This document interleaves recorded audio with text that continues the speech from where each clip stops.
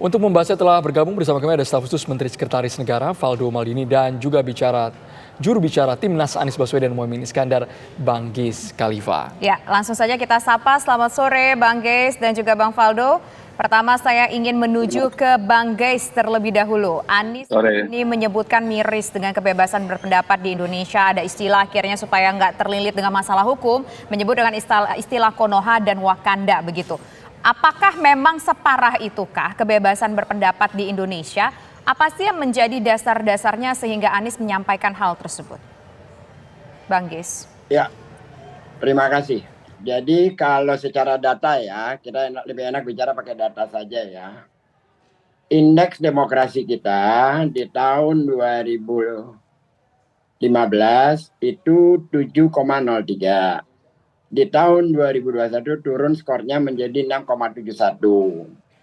Indeks persepsi korupsi kita itu tahun 2015 36. Di tahun 2022 indeksnya turun menjadi 34. Indeks kebebasan pers kita dari 59,25 sekarang turun menjadi 54,83. Ini datanya loh. Ini hasil data penelitian. Gitu ya. Jadi apa yang dikatakan oleh Anies itu hanya seperti ledakan dari yang selama ini tidak pernah terungkap secara nyata, secara lugas di publik. Jadi karena Anies yang menyatakan maka itu menjadi seperti semua orang melihat, wah ternyata memang iya gitu. Dan padahal sebelumnya itu udah kita rasakan lama, bahkan pernah didiskusikan juga dengan Valdo. Itu satu hal. Saya kira dari awal, untuk awal itu dulu lah. Nanti baru bicara yang lain. Kita tanggapi dulu Bang Valdo, ada data yang tadi sudah diumbar oleh Bang Geis. Memang betul ini sudah lama dan sekarang menjadi ledakan. Apalagi jerat Undang-Undang ITE yang membuat masyarakat takut menyebut Indonesia dan menggantinya dengan sebutan Wakanda dan Konoha. Bang Valdo. Ya, makasih Mas Andro, Mbak Tisa. Halo Bang Geis, sehat Bang? Halo. Top Bang Geis. Bicara data ya, jadi yang ingin kami sampaikan adalah ini tidak hanya terjadi di Indonesia, tapi ini juga terjadi di seluruh dunia. Memang lembaga yang melakukan pengukuran data terhadap demokrasi ada banyak, luar negeri, dalam negeri juga tadi yang mungkin disampaikan, bahkan dari pemerintahan kita juga ada. Nah caranya memang beragam, tapi apapun hasilnya kami akan menjadikan masukan yang disampaikan untuk meningkatkan kualitas demokrasi kita lah. Dan jika kita mencermati lebih jauh nih Mas Andro, Mbak Tisa gitu ya, sebetulnya ada puluhan indikator dari prinsip demokrasi yang diukur oleh lembaga-lembaga itu. Nah saya kira kalau kerangka poin yang disorot hanya indeks kebebasan pers, persepsi korupsi, ya nggak fair dong dan membutakan kita dari kenyataan yang lebih luas. Karena kita bisa jadi terlalu fokus pada penurunan sehingga kita mengabaikan apa yang sudah kita raih. Karena saat ini kita sedang beraktivitas, berdiskusi, mengeluarkan pendapat, ada banyak kok yang masih bisa mengeluarkan aspirasi mereka, netizen, teman-teman mahasiswa, bisa komen apapun kok di sosial media. Dan ini kan menunjukkan sebenarnya kita sudah bebas berpendapat. Yang saya sedihkan adalah ketika kebebasan berpendapat diartikan bebas menghina. Nah ini sebetulnya yang pemerintah coba manage dan minimalisir, karena jangan sampai kita terlalu fokus pengen bebas berpendapat, tapi korban bully, korban penghinaan, itu nggak kita urus. Kan berapa banyak masyarakat Indonesia, anak muda yang terkena mental health karena ujaran kebencian. Ini loh maksud saya gitu. Jadi selain itu kita lihat lebih jauh nih data dari yang tadi juga disampaikan Bang Geis dan juga Pak Anies misalnya dari Economic Intelligence Units. Memang Indonesia itu emang indeks demokrasinya cenderungannya itu stagnan memang, tapi Asia juga stagnan gitu. Bahkan kita bisa dibilang kita itu sedang mengalami democratic backsliding di beberapa negara di Amerika dan Eropa sana yang paling demokratis. Jadi saat democratic backsliding begini, dunia mulai menjauh dari demokrasi, namun kita di Indonesia memperlihatkan bukti kok. Perlu kita syukuri kemenangan kecil yang kita upayakan bersama kok dengan masyarakat kita yang ada. Dan semuanya akan terus bekerja melakukan perbaikan demokrasi. Saya kasih reminder ya, demokrasi itu kan membutuhkan kestabilan ekonomi politik juga. Dan Pak Jokowi bukan hanya presiden loh Bang Geis untuk pendukungnya gitu. Tapi bagi kritikusnya juga gitu. Kami melihat pesan itu yang ingin dimunculkan dalam laporan yang disampaikan itu gitu. Dan Presiden berhasil membangun konsolidasi politik, pemerintahan efektif agar seluruh kelompok yang ingin mempercepat pemulihan bangsa dapat berkontribusi besar. Karena selama 25 tahun kita reformasi ini, Pak Ges juga tokoh reformasi lah. Kita banyak berdinamika, banyak perubahan, banyak belajar kok. Bahkan nggak sejarang juga konflik elektoral memecah belah bangsa kita. Tentu ini ada efek samping sampai saat ini. Oke. Ada yang nge-highlight cuma 2 indikator, di antara puluhan indikator. Nah itu yang kami kira jangan sampai membutakan publik dari kenyataan-kenyataan lain yang lebih besar bahwa kita sedang berprogres. Yuk sama-sama kita perbaiki demokrasi kita, gitu loh, Mbak. Oke, Bang Faldo, dengan demikian artinya Undang-Undang ITE nggak perlu direvisi ya, karena sebenarnya yang ada saat ini adalah yang sudah sangat tepat sekali dan maksudnya adalah boleh kok mengkritik tapi jangan menghina. Nanti akan dijawab oleh Bang Ges. Bagaimana tanggapan Bang Ges? Usai jeda berikut kami kembali sesaat lagi. Saya ingin ke Bang Ges menjawab komentar yang menggantung tadi dari semua indikator yang ada. Cuma 2 kok yang disampaikan Anies Baswedan, tapi yang lain-lainnya fine-fine aja, oke-oke aja. Kebebasan berpendapat Indonesia juga cukup baik jika dibandingkan dengan beberapa negara yang mengatakan bahwa mereka adalah negara yang demokratis. Tanggapan Bang Ges bagaimana? Oke, seperti biasa kalau Valdo bicara itu generalis lalu dibandingkan dengan negara lain yang sedang juga buruk. Jadi kalau yang lain sedang menurun, Indonesia menurun itu menjadi wajar. Dalam indikasi yang lain, lebih dari 400 orang itu terkena Undang-Undang ITE selama pemerintahan yang sekarang yang Valdo di dalamnya itu berada, lebih dari 400 terkena ancaman Undang-Undang ITE. Jadi nggak benar bahwa kebebasan berpendapat aman dan tidak ada masalah. Contoh faktual adalah udah berkali-kali saya katakan, aktivis Aganda tidak mengatakan yang menghina, tapi mengkritisi. Lalu masuk pengadilan dan dipenjara. Demikian juga Jumhur. Demikian juga dengan Lisung Karisma dan banyak lagi lainnya. Tetapi untuk mendukung pemerintah seperti Ade Armando selalu aman. Itu indikator pertama ya. Jadi kalau kebebasan berpendapat kepada para pendukung pemerintah, mereka menghinakan siapapun aman. Terkecuali yang mengkritisi pemerintah. Contoh terakhir adalah Rocky Gerung yang udah naik ke penyidikan. Lalu saya mau bertanya kepada Valdo dalam konteks teori demokrasi manakah seorang anak muda dalam 2 hari menjadi ketua partai? Itu contoh demokrasi yang paling buruk saya kira sebagai indikator di Republik ini. Yang kedua, demokrasi manakah Mahkamah Konstitusi dipecundangi sedemikian rupa agar seorang anak presiden bisa menjadi wakil presiden.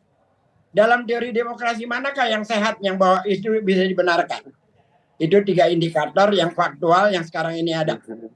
Saya kira itu. Ditanggapi dulu Valdo Maldini, silakan. Iya, pertama ya, saya pengen pastikan bahwa pemerintah tuh nggak anti kritik lah. Bahwa pemerintah perhatian juga pada ujaran korban ujaran kebencian, itu aja. Jadi memang kritik kita butuhkan. Saya sepakat kok soal kritik dibutuhkan itu dan diperlukan oleh pemerintah dan negara. Nah, kemungkinan revisi tadi UITE ya selalu terbuka, tapi prosedurnya lah Mas Andra itu hal lain lah ya. Dan kita tuh nggak tahu nih yang mau dikritik Mas Anies tuh yang mana gitu loh. Apakah UITE-nya, kritiknya dan sebagainya. Tapi lagi-lagi ya bicara tentang Wakanda Konoha tadi ya, sebelum saya komentari yang Bang Ges tanya itu kan nama-nama dalam tempat cerita fiksi populer. Kalau dikatakan semata-mata menghindari ITE, tentu tujuannya mempersempit framing kita nih. Karena fenomena di media sosial itu bukan sekedar fenomena hukum, ada subkultur juga di sana gitu. Karena Wakanda Konoha kadang untuk kepentingan komedi juga, komedi itself lah. Memang kadang sarkas dan segala macamnya gitu loh. Tapi memang kebanyakan cuma untuk bersenang-senang aja, kita bisa uji kok ke platformnya. Jadi menurut saya Mas Anies nggak perlu mempersempit dunia yang luas ini. Cara Mas Anies yang selalu begitu. Kritik poin kecil, padahal di luar poin kecil itu ada sesuatu yang lebih besar. Bukan begitulah cara mengambil hati masyarakat di kepentingan elektoral ini. Jadi pada dasarnya kalau seandainya kita lihat data itu telanjang bisa dibentuk untuk kepentingan tertentu. Tentu kita tahu, kita berani kok buka data seluas-luasnya dan harus dibedakan antara hate speech dan free speech itu loh. Nah kalau soal ketua partai saya kira udah out of context ya. Soal MK juga selama ini kayak kira udah berjalan prosesnya Bang Ges, move on aja lah kita gitu. Maksudnya pemilunya udah jalan, capresnya udah terdaftar gitu. Kalau mau marah-marah ya monggo Bang Ges, jaga kesehatan. Bisa masuk dalam kerangka itu demokratis. Karena kita bicara tentang demokratisasi. Teori demokrasi mana yang bisa membenarkan itu? Kita bicara Bang, dalam persepsi konseptual. Semua partai politik kan memiliki mekanisme sendiri-sendiri dalam menentukan Saya tidak bicara ketua tentang umumnya. partai politik, saya bicara jadi konsepsi bukan demokrasi berarti yang Anda demokrasi pahami. kita persempit one man one vote, kongres gitu loh. Yang jelas semuanya diterima oleh sempit kadar. sekali Bang. pemahamannya. Kalau bicara tadi kan katanya pengen bicara dari skup yang lebar. Saya bicara dalam skup yang lebar nih, dalam teori demokratisasi. Tolong berikan saya pembenaran terhadap seperti itu. Teori-teori politik demokrasi mana yang membenarkan? Jadi ini soal PSI atau soal Mas Anies nih, Bang Ges? Dalam konteks demokratisasi Republik ini itu adalah contoh faktual gitu loh. Betapa yang namanya anak penguasa mendapat keistimewaan yang luar biasa. Kan begitu dalam konteks yang lebih luas. Bang Ges, parpol aja secara teori Bang Ges itu adalah instrumen demokrasi gitu. Kami yang masuk parpol ini udah sangat demokratis Bang Ges ya. Jadi ya kita punya mekanisme juga kalau seandainya kami yang masuk parpol maksudnya partai instrumen loh.